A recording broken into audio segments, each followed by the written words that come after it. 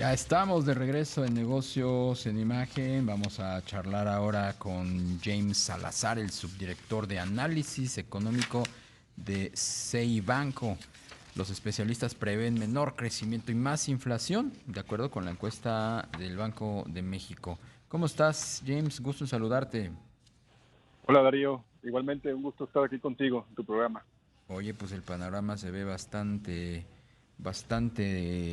triste, ¿no? No se ve que se vaya a, pues, mitigar el crecimiento rampante de la inflación y bueno, pues ya vimos los datos del INEGI en donde pues está confirmando la entrada prácticamente a una etapa de recesión por parte de nuestra economía y lo peor de todo es que no hay incentivos que nos permitan ver a futuro un reflotamiento de la economía.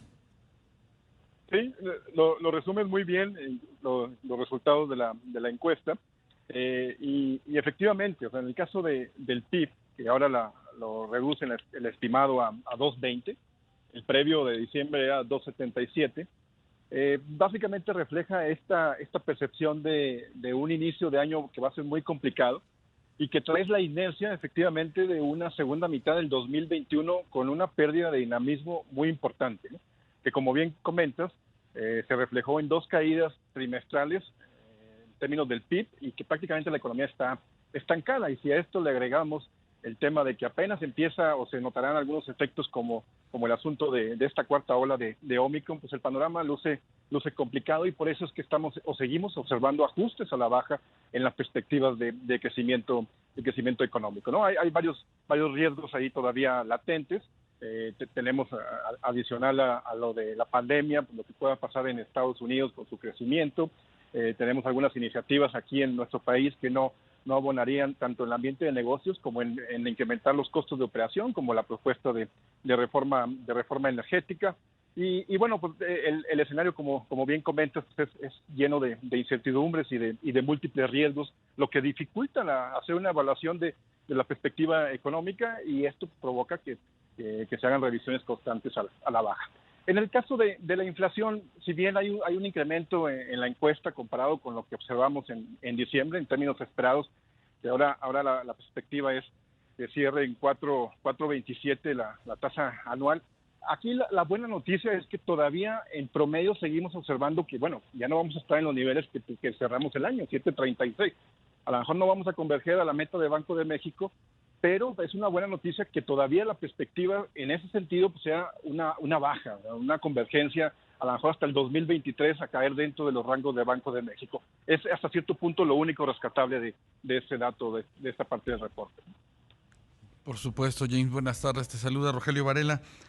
James, en este contexto que tú nos comentas, pues de expectativas a la baja en materia de crecimiento económico al iniciar el año, ¿tú crees que esto pueda meter ruido en la próxima reunión del Banco de México y digamos que puedan moderar esta subida en tasas que todo el mundo está esperando?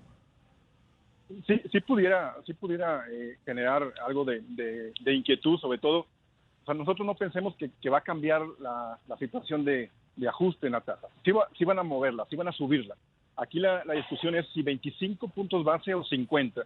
Y las cifras actuales pues empiezan a generar algo o una cierta percepción de que Banco de México pudiera otra vez regresar a solamente 25 puntos base para tratar de evitar que se pueda convertir en un freno.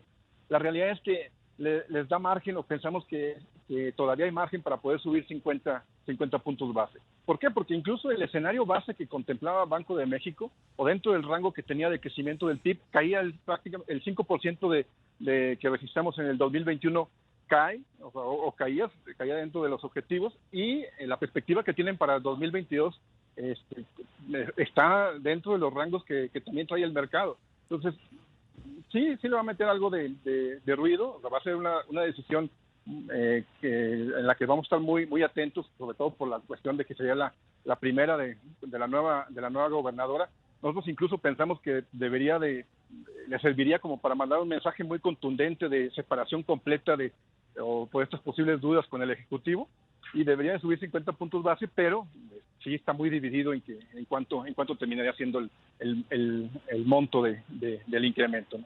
Dices, James, que debería ser una señal para marcar y remarcar la separación y sobre todo pues confirmar la autonomía del Banco de México, que Victoria Rodríguez se deslindara del Ejecutivo, ¿no? Mandando una señal en ese sentido. Pero ¿qué tal si sucede al revés?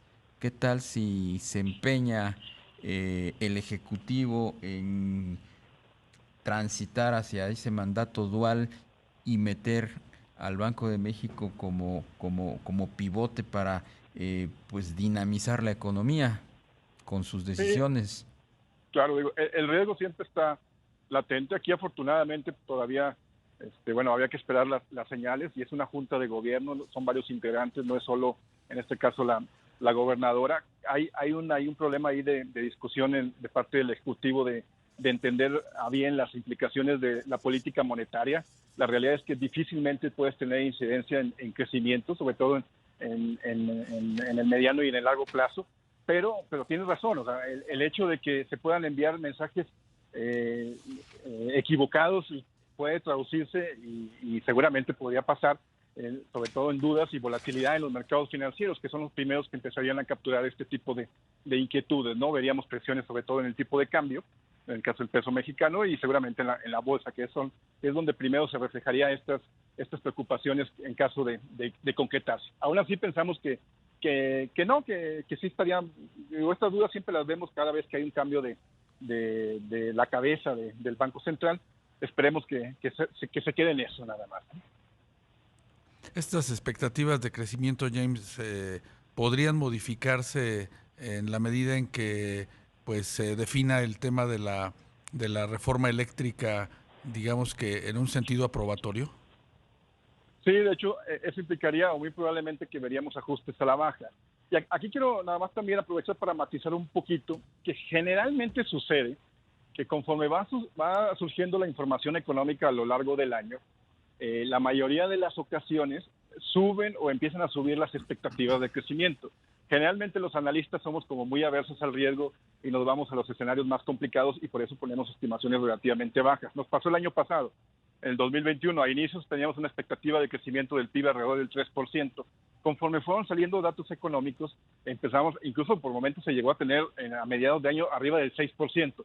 A lo que quiero decir es que seguramente, por ya sea en temas negativos o en temas positivos, dependiendo sobre todo de lo que vaya pasando en Estados Unidos, vamos a ver ajustes constantes en las expectativas de crecimiento. Pero sí, el tema en específico del sector eléctrico o de la reforma del sector eléctrico le juega en contra a esta percepción de apoyo a la economía. Pues James Salazar, subdirector de análisis económico de CI Banco, como siempre, un placer platicar contigo. Buenas tardes. Igualmente, Darío, Rogelio, buenas tardes.